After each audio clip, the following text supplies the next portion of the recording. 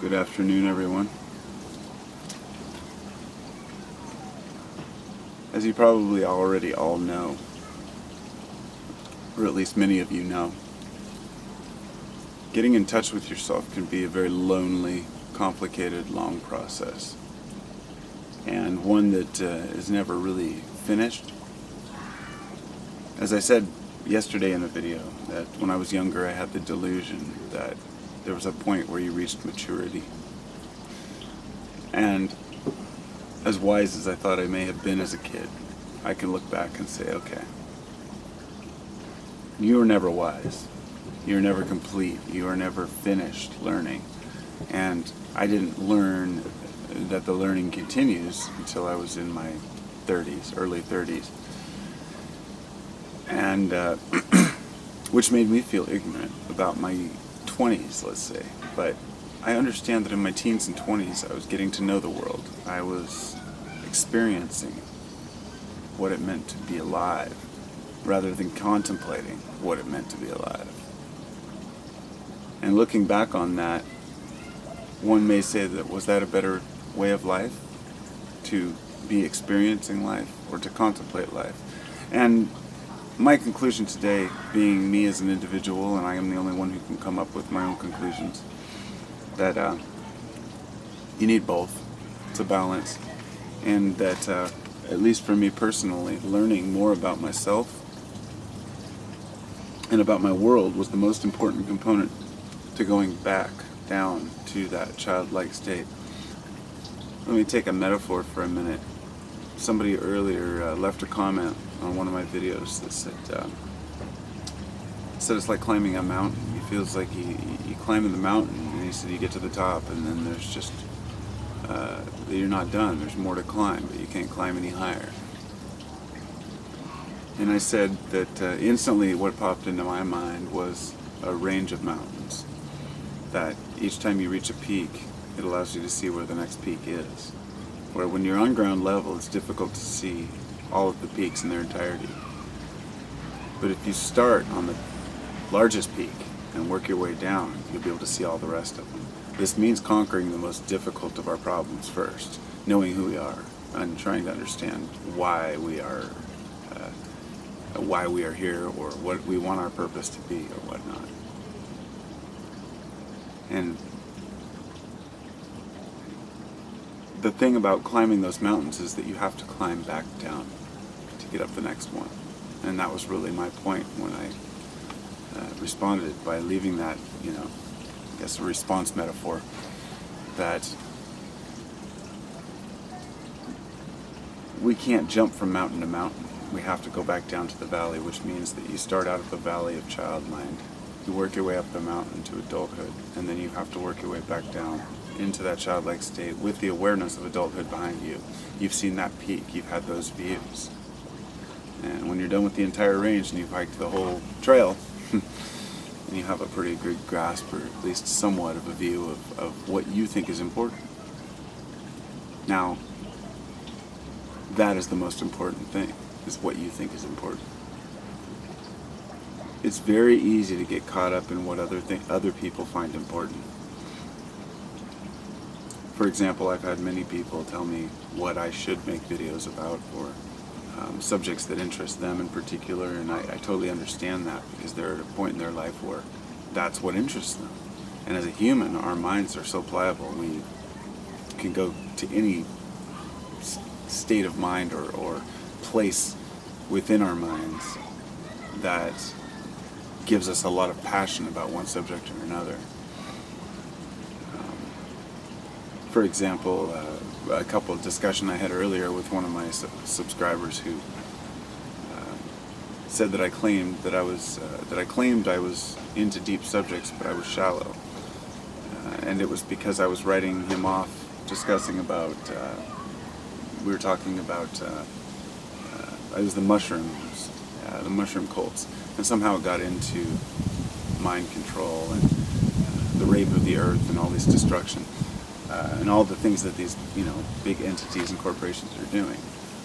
And I totally understood that.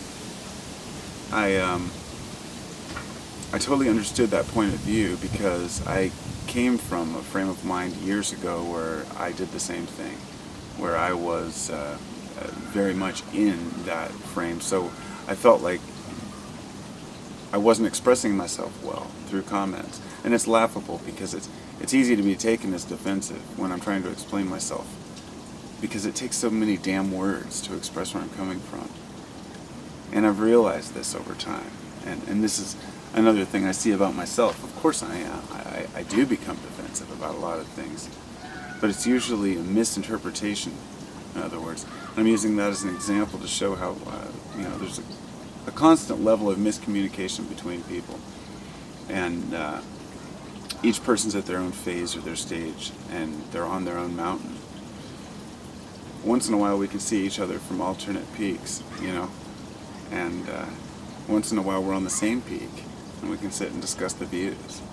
And I think that's what makes it great. Everyone's hiking through the mountains. And, hey buddy, some of us find the views very appealing and want to return to that mountain and visit it over and over again. So anyway, I guess I'm losing my train of thought, getting distracted. I just guess I wanted to say that being a human and living in this moment is really all we have. And to remember that consistently is difficult. It takes a while for us to get our brains in the mode where we start to understand that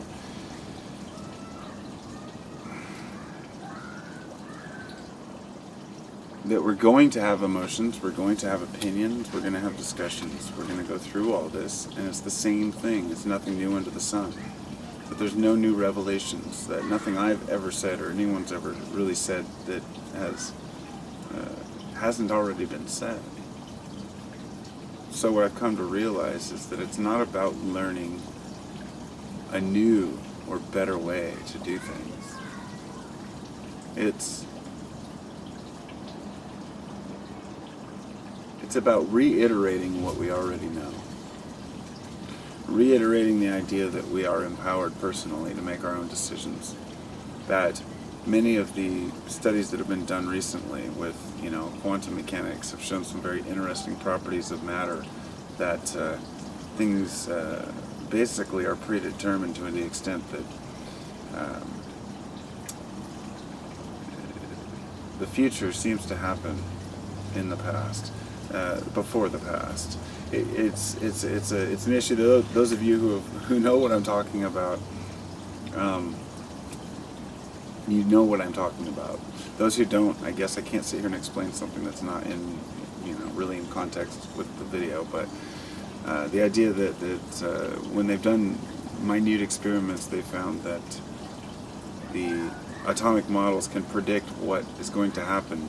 For example, they beam some light and then they put a screen in afterwards, and the light reacts as if it had gone through the screen beforehand, because they had the intention. It's showing some this level is what I was trying to convey yesterday in a video, when I was saying that we use our five senses and that's what we use for science. But for this ether, this other awareness, this to understand the invisible world, sometimes we have to use a sixth sense, which hasn't been scientifically documented yet sufficiently to be a legitimate source of information as far as society is concerned. But the people who use their intuition, use their instinct, understand how important it is, and that when you make a decision, according to the quantum physics, your decision has already been made.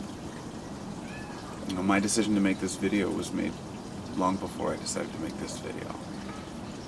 And it's a joke, it's a laughable, it's an old philosophy, the old predetermined versus free will, and it comes to the point where it just doesn't matter. What we're doing is we're acting in the moment, and everything is consistently changing. I'm the same person I was when I started this video, but I'm a completely different person from when I started this video, because atoms are nothing but energy, and they're continuously exchanging and changing, and that reality, they believe, is created as it's observed. And